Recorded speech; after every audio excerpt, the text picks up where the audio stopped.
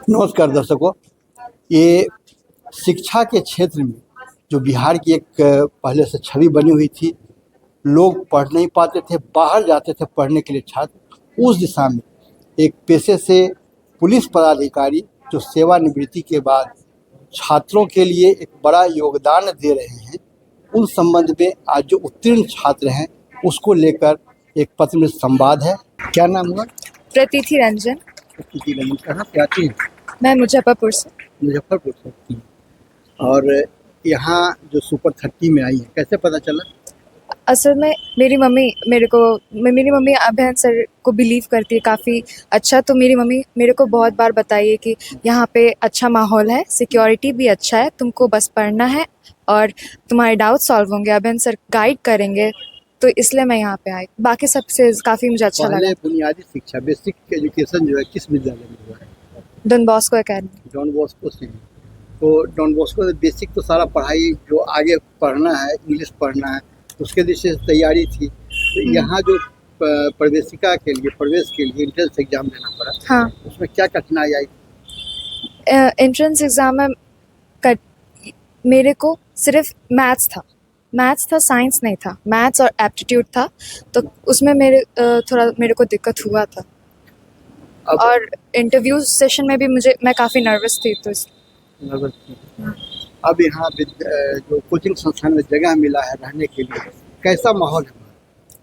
काफ़ी फ्रेंडली है, काफ़ी अच्छा है, पॉजिटिव वाइब्स है। मेरी सारी फ्रेंड्स हैं और हम लोग मिल के पढ़ते हैं, ग्रुप डिस्कशन करते हैं, तो काफ़ी अच्छा माहौल। तो एक सीढ़ी चढ़ गई, अगला सीढ़ी और उसके बाद तीसरा सीढ़ी, बहुत बड़ा उड़ान है। मेरा बहुत बड़ा उड़ान है। असल में मेरे को पढ़ना बहुत पसंद है, तो मैं शायद पढ़ती रहूँगी। अभी 15 साल में और पढ़ूँगी, डबल मास्टर्स बीटेक करूँगी, आईटी से मेरा सपना है। और पढ़ने के बाद पीएचडी में आईटी की ही प्रोफेसर बनना चाहती हूँ। अच्छा, ये पिताजी जो आपके हैं क्या करते हैं? बिजनेस करते हैं। बिजनेस करते हैं। हाँ। तो आपको तो इतना लाभ मिल सकता था कि आप बड़े कोचिंग सेंटर में जा सकती थी। हाँ, पर वहाँ पे क्या है कि यहाँ पे सारे बच्चों को सेम टीचर्स पढ़ाते हैं, सेम एनवायरनमेंट है, पर बाकी सारी कोचिंग में डिफरेंट क्लासेस है और आपको टेस्ट दे के डिवाइड कर दिया जाता है। मेरी मम्मी ये जानती थी कि मेरे में पोटेंशियल है, पर वही दिक्कत कि टेस्ट में अगर सिली मिस्टेक्स हो गया, कुछ गड़बड़ हो गया, तो मेरे से ये पोटेंशियल छूट जाएगा। पर यहाँ पे नहीं था, यहाँ पे सारे बच्चों को सेम टीचर्स पढ़ाते हैं, सेम डाउट, वो भी अभ्य आंसर सबका डाउट सुनते हैं, तो वो काफ़ी अच्छा था, जो बाकी ट्यूशन से अलग था, इसलिए मैं यहाँ पे आई। गुरु शिष्य का माहौल है। हाँ, काफ़ी अच्छा। काफी अच्छा है। अब आगे यदि आप कुछ करती हैं तो बिहार के लिए करना चाहेंगे या देश के लिए? मैं देश के लिए करना चाहूँगी, देश के लिए। बिहार के लिए भी। देश के लिए हो गया तो बिहार आ गया। बिहार आ गया। कैसा लगता है यहाँ का? यहाँ का माहौल काफ़ी सही है। यहाँ पे ग्रुप डिस्कशन होता है टीचर्स के थ्रू। टीचर्स बहुत फ्रेंडली रहते हैं, मतलब आप कभी भी किसी भी टाइम पे एनी टाइम आप डाउट पूछ सकते हैं, आपका डाउट सॉल्व कर दिया जाएगा। आगे क्या इरादा? आगे मेंस में अभी क्वालिफाई हुए हैं, ये फिर भी कुछ नहीं है, अभी आईआईटी जाना तो उसके लिए एडवांस में अच्छा करना होगा। नाम बतलाइए।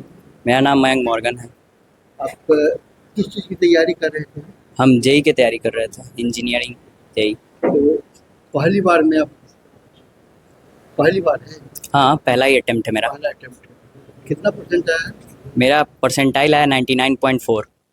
आप कैसी इस कोचिंग की तरफ बढ़े? कैसे, मेरे को मतलब कि भैया जो थे वो जानते थे इस कोचिंग के बारे में, और तो उनसे ही हमको पता चला इस कोचिंग के बारे में। क्या विशेषता है कोचिंग की? कोचिंग की विशेषता काफ़ी अच्छी है, जैसे कि यहाँ पे टीचर्स जो हैं वो काफ़ी अच्छे से समझाते हैं कॉन्सेप्ट को, और यहाँ पे एक मोबाइल फ्री इन्वायरमेंट भी है, जिसके कारण माहौल भी अच्छा है, सब दोस्त लोग भी साथ में मिल के पढ़ सकते हैं। जो आपको मेहनत करना पड़ा है, शिक्षक से ज़्यादा आप खुद मेहनत की है?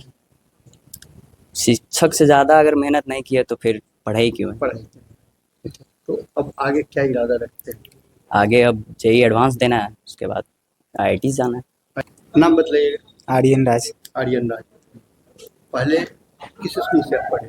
पहले सर डीएवी मुंगेर। से पढ़े। हाँ। तो डीएवी से पढ़ने के बाद आप अभियान 30 में आए हैं। हाँ। तो क्या तैयारी यहाँ मिली? यहाँ पे सर बहुत अच्छा माहौल है, मतलब डिस्ट्रैक्शन बहुत कम है यहाँ पे। मोबाइल भी नहीं रहता है, बाहर जाने का भी आसानी से परमिशन नहीं मिलता है, पेरेंट्स से परमिशन है, और टीचर लोग भी पर्सनलाइज रहता है, डाउट कभी भी आप जाके पूछ सकते हैं। डाउट हाँ, और ये इसमें कहा जाए पिछली बार आप नहीं कर पाए थे, नहीं हम पहली बार थी। पहली बार नहीं। हाँ, फर्स्ट तो अटेम्प्ट। इसमें कितना परसेंटेज आपका रहा? मेरा परसेंटाइल आया 99.35। 90। नाम बताइए। ऋतुराज। कहाँ से पढ़ाई हुई है आपकी? मतलब टेंथ हम पढ़े पटना सेंट माइकल्स स्कूल से। कोई बेसिक स्कूल होगा ना, जैसे 1 2 3 4 10 11वीं पास करने के बाद यहाँ आए। Yes sir. प्लस टू हम किए हैं सनशाइन रेसिडेंशियल पब्लिक स्कूल से। पटना। Yes sir. पटना के रहने वाले? नहीं सर, हम पटना के रहने वाले नहीं हैं, मतलब हम गया के रहने वाले, लेकिन पटना आ गए थे पापा के जॉब के कारण। अच्छा, पिताजी क्या करते हैं? वो प्राइवेट बैंक में जॉब करते हैं। प्राइवेट बैंक में जॉब करते हैं। Yes sir. तो आप यहाँ अभियान सुपर 30 में आए हैं, यस सर। तो ये यहाँ आकर के हॉस्टल में रह करके तैयारी करनी पड़ी है क्या, घर से आना? नहीं सर, हम हॉस्टल में रहते थे। मेरा नाम प्रिया कुमारी है। किस विद्यालय से आप पढ़ी? हम अपना पढ़ाई अभ्यानंद सुपर 30 से कंप्लीट किए अभी हैं। तो कोचिंग कर रही हैं। हाँ। पहले किसी विद्यालय से पढ़ाई की हुई, माध्यमिक हुआ होगा? हाँ, मानस इंटरनेशनल पब्लिक स्कूल जहानाबाद में। जहानाबाद में पढ़ी, तो वहाँ की पढ़ाई के बाद यहाँ आप कोचिंग में आई हैं। यस रहने के लिए जगह मिलता है कोचिंग में? यस सर, यहाँ पे कोचिंग में ही हॉस्टल है, मतलब नीचे क्लासेस होते हैं और ऊपर हम लोग रहते हैं, और एक रूम में 3 लड़कियाँ रहती हैं। उनमें 3 लड़कियाँ हैं। खाना पीना? यस सर, खाने पीने का व्यवस्था सही है, हम लोग को दिन में 3 बार मतलब मिलता है खाना, नाश्ता, खाना और रात का भोजन। ये जो उसके लिए शुल्क है वो कैसे? सर जो सुपर 30 में सेलेक्ट हो जाते हैं उनका कोई फ़ी नहीं लगता है, तो हम सुपर 30 के हैं तो मेरा कोई फ़ी नहीं लगा है उन सारी चीज़ों के लिए। ट्यूशन फ़ी प्लस जो खाने पीने का सारा माफ़ है। सुपर 30 के लिए प्रवेश में के लिए इम्तहान देना पड़ा था? Yes sir. तो इसमें कैसे इम्तहान, क्या इम्तहान? यस सर, सुपर 30 में एंट्री के लिए 3 लेवल्स में एग्ज़ाम होते हैं। फर्स्ट लेवल होता है जिसमें उसमें मैथ्स और रीजनिंग से क्वेश्चन होता है। अगर आप उसमें मतलब काफ़ी बच्चे क्वालिफाई करते हैं, उसके बाद उन सभी बच्चों का सेकंड राउंड लिया जाता है। उसमें जो क्वालिफाई करते हैं उन बच्चों का इंटरव्यू लिया जाता है। इंटरव्यू में यहाँ पे ये देखा जाता है कि आपका क्वेश्चन सॉल्विंग का क्या आप अप्रोच ले रहे हैं, और उस हिसाब से फिर वो थर्ड स्टेज में जिन बच्चों का सिलेक्शन हो जाता है वो सुपर 30 में सेलेक्ट हो जाते हैं। माता पिता के आशीर्वाद के कारण पहुँचे हैं, तो अगर हम आगे कभी भी जाएंगे, अगर हम किसी बहुत अच्छे जगह पे पहुँचते हैं तो हम वापस यहाँ पर आएंगे, यहाँ पर जो भी स्टूडेंट्स उस टाइम पे होंगे उनसे मिलेंगे, और हम कोशिश करेंगे कि कुछ फंडिंग करने का कोशिश करेंगे। क्योंकि मेरा नाम प्रवृत्ति कुमारी है। कहाँ? हम जहानाबाद से हैं। जहानाबाद। हाँ। पिताजी क्या करते हैं? पिताजी किसान हैं। किसान। हाँ। तो आप किसान परिवार से हो करके और किस स्कूल में पढ़ाई हुई है आपकी? हम DAV पब्लिक स्कूल जहानाबाद में पढ़े हैं। जहानाबाद में पढ़ी है। हाँ। तो वहाँ पर तो खर्च देना पड़ा होगा, स्कूल में फीस देना पड़ा। हाँ। कोचिंग में कैसे आगे, कैसे बताया? ये पापा मेरे बहुत, उनको मन था कि हम अभ्यानंद सुपर 30 में पढ़ें। वो कैसे भी चाह रहे थे कि हम यहाँ कैसे भी जाएं, तो उसके लिए हम मेहनत किए थे 10th में कि हमको जाना है तो यहीं जाना है इंस्टीट्यूट में, चाहे हम जैसे भी जाएं। तो फिर हम मेहनत किए और फिर एग्ज़ाम दिए। 3 लेवल एग्ज़ाम होता है यहाँ पे, फिर सिलेक्शन हो गया तो आ गए। ये जो छात्रावास में रहने की बात है, तो घर वाले ऐसा बोलते हैं कि नहीं छात्रावास में नहीं रहना है, नहीं अलग पारिवारिक घर रखना है? नहीं, क्योंकि अभ्यानंद सुपर 30 जो है वो इतना सिक्योरिटी प्रोवाइड करता है सब बच्चों को कि पापा लोग और मम्मी लोग को तो पता ही, ये सिक्योरिटी देख के हम लोग को मन किया था कि हम यहीं पे रहें।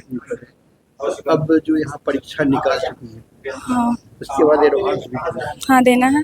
तो उसके बाद फिर पढ़ाई होगी बड़े कॉलेज में? हाँ, IIT में। IIT में क्या, तो जो भी बड़ा पैकेज मिलेगा कभी ऐसा विचार आएगा कि अभ्यानंद में? हाँ हाँ, बिल्कुल आएगा। हम जब अब निकालने के बाद बहुत अच्छी जगह पे पहुँचते हैं तो हम वापस यहाँ लौटेंगे, बहुत बच्चों को मदद करने के लिए और मोटिवेट करने के लिए। सर, ये आप पहले सुपर 30 के संचालक हुआ करते थे, संयोजक हुआ करते थे, अब अभ्यानंद सुपर 30 करके चला रहे हैं। तो सेवानिवृत्ति के बाद विश्राम लोग करता है, आप तो लगातार शिक्षा के क्षेत्र में लगे हुए हैं, क्या मन में क्या भाव आया है? शुरू से था पैशन और वो पैशन था पढ़ाने का, खास करके गरीब टैलेंटेड बच्चों को। टैलेंट भी मैथमेटिक्स और फिजिक्स का। वो अपने आप लाइफ में कुछ करना चाहिए तो यही कर रहे हैं, इसमें आनंद आता है। कलम छूटे नहीं, इसके लिए आप लगातार प्रयत्न। बिल्कुल, कलम, पुलिस में भी कलम का उपयोग मैंने ज़्यादा किया है, डंडा का उपयोग नहीं किया था। लेकिन सामना तो हमें से ऐसा होता था कि बिना डंडा के काम नहीं हुआ, तो कलम क्या करेगा जहाँ डंडा की आवश्यकता होगी। आप देखे होंगे कि मैंने क्या किया है। वो तो देखे हैं कि आप तो लगातार धक्का खा गए, लेकिन किसी को धक्का मारे नहीं। ये हम देखे हैं कि एक मामले में भीड़ में, वही बात है, कलम में बहुत ताकत होती है ये और अपराधी डरते भी हैं कलम ही से। कलम से। ये सर, अभी जो सबसे बड़ी बात है, आप तो छात्रावास भी दिए हुए हैं, कोचिंग भी दे रहे हैं बच्चों को, लेकिन अभी जो समस्या सबसे ज़्यादा आ रही है, बच्चे अब बहुत ज़्यादा अभिभावक घबरा रहे हैं बच्चों को अपने से बाहर भेजने के लिए, छात्रावास को लेकर के, खास करके लड़कियां के जो पिता हैं, माताएं हैं, वो उन लोगों में, ऐसे में क्या कहना चाहेंगे? पढ़ाई की तरफ ध्यान हो, पेरेंट्स भी आते जाते रहें, देखते रहें। हमारे यहाँ के जो टीचर्स हैं वो भी देखते हैं। फीमेल्स वार्डन हैं, वो लोग भी लगातार अपने पैर पर रहती हैं, तो कोशिश करते हैं कि कोई इस तरह की दुर्घटना नहीं हो। ये जो बच्चों को जो सेलेक्ट किया जाता है, केवल यही देखा जाता है कि आर्थिक रूप से कोई कमज़ोर हैं, या उनके टैलेंट को भी देखा जाता है? मान लीजिए कि ऐसा हो कि आर्थिक रूप से तैयार हैं, बच्चे टैलेंटेड हैं, लेकिन वो किसी कारण से नहीं हो पा रहा है आपके? हम लोग जो परीक्षा लेते हैं उसमें टैलेंट पहला है और आर्थिक दूसरा है, तो जो जिसमें आर्थिक स्थिति अच्छी है वो लोग 100 वाले ग्रुप में आते हैं, और वो अलग से उनका, मेरी व्यवस्था में वो नहीं है। मेरी व्यवस्था 30 की है, 30 में जितने मिल जाए, कभी कभी 20 ही मिलते हैं, एक साल तो 10 ही मिले थे। तो ये जो उत्तीर्ण करते हैं, इसमें क्या कैसे, इसमें जो आरक्षित कोटा है उसके विद्यार्थियों को ज़्यादा अवसर मिलता है, या सामान्य कोटा वाले को? कोटा का चक्कर नहीं है यार। जो उत्तीर्ण कर रहे हैं वहाँ तो कोटा का हिसाब लग जाता है? नहीं, जो आईआईटी में जाएंगे उनके लिए तो सरकारी है, लेकिन हमने कभी अपने लिए नहीं रखा कि आर्थिक, सिर्फ आर्थिक है और शैक्षणिक है, कितनी शक्ति है सोचने की उनमें। ये जो इतना बड़ा बजट आप 20 विद्यार्थी 30 विद्यार्थी के लिए बनाते हैं, खाना, भोजन, आवास और शिक्षा की भी होते हैं, तो इसके इतने बड़े बजट के लिए आपको तो बहुत बड़ा भार रहता होगा, मानसिक दबाव रहता होगा? नहीं, ऐसा नहीं है। 100 स्टूडेंट्स जो पेड ग्रुप है उससे मेरा संबंध नहीं रहता है, लेकिन वो इसी व्यवस्था में 100 स्टूडेंट्स टीचर्स हैं, उनका भी पेमेंट हो रहा है, तो वो केमिस्ट्री और मैथमेटिक्स वो लोग उन्हीं के साथ बैठ के पढ़ लेते हैं। और अगर 100 स्टूडेंट्स के खाने पीने का जो व्यवस्था है उसमें 120 भी खा लेते हैं। ये तो साझा भंडारा का बहुत अच्छा सिस्टम आप बनाए, लेकिन इसके साथ एक बात और होती है, अभियान सुपर 30 के शिक्षक हैं रसायन विज्ञान के, क्या समस्याएं आती है नए छात्रों को पढ़ाने में? हम बात करते हैं। सर बताइए, क्या नाम हुआ आपका? मेरा नाम अतुल कुमार सिन्हा हुआ, मैं केमिस्ट्री डिपार्टमेंट में हूँ। क्या समस्या, विद्यार्थी जो नए नए बच्चे आते हैं, ग्रामीण क्षेत्र से आते हैं, तो कैसे उसे पढ़ाने में क्या समस्या आती है? समस्या आता है कि वो पूरी तरह से, एक तो ऑर्गेनाइज नहीं होता है, प्लस उसको पता नहीं होता है कि किस तरह से तैयारी किया जाए, कैसे क्या किया जाए, प्रॉपर गाइडेंस उसको चाहिए, एक माहौल मिलना चाहिए।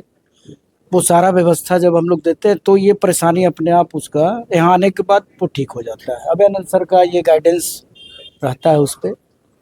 ये जो बच्चे के साथ जो हमेशा देखा गया है कि ग्रामीण क्षेत्र से कभी तो ब्रॉड रहे नहीं हो, हाँ। अब यहाँ पर शहरी एक तो शहरी माहौल जो एक कहते हैं ना आम भाषा में अकबकाहट, हाँ।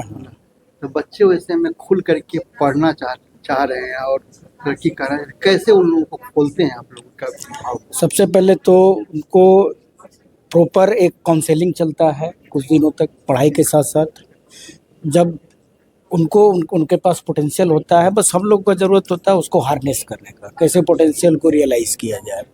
तो धीरे धीरे वो सारा वो व्यवस्था में आने के बाद टीचर के साथ इंटरेक्शन के साथ सर का गाइडेंस जब मिलता है, सर समझाते हैं, तो वो जल्दी ही 1 महीना में, चूँकि बहुत बेगैर फैमिली से लोग आते हैं तो वो एडजस्ट कर जाते हैं और फिर एक ड्रीम उनके सामने नज़र आता है, एक टारगेट नज़र आता है, तो उस पर वो लग जाते हैं। बिहार में शिक्षा को लेकर, उच्च शिक्षा को लेकर और शिक्षा के साथ उपार्जन को लेकर जो एक बड़ी समस्या है कि पहले लोग अच्छी शिक्षा के लिए बिहार के बाहर जाया करते थे। अब वही जो पहले सुपर 30 के नाम से चलता था, अभयानंद सुपर 30 के नाम से चलने लगा है। छात्रों के बात से ही पता चलता है, पिछले दिनों कई घटनाएं घटी है, उसमें अभिभावक भयभीत रहते हैं, लेकिन जो अभयानंद जी ने जो माहौल दिया है, एक पुलिस पदाधिकारी होते हुए भी जो शिक्षा के प्रति उनका रुझान है और बिहार के बच्चे शिक्षित हों और बेहतर करें, इसके लिए चूँकि बिहार में कोई निवेश कह के है नहीं, तो बिहार के बच्चे प्रगति करें, उपार्जन करें और अच्छी शिक्षा ग्रहण करें, इसके लिए जो उन्होंने बलिदान दिया है, समर्पण किया है, वह एक प्रशंसनीय है, अति प्रशंसनीय है। और ऐसा काम सामूहिक रूप से अनेक समर्थ लोग, शिक्षित लोग करें तो बिहार वास्तव में देश में अपने प्रतिभा के कारण सबसे आगे होगा। आनंद अमन, पटना।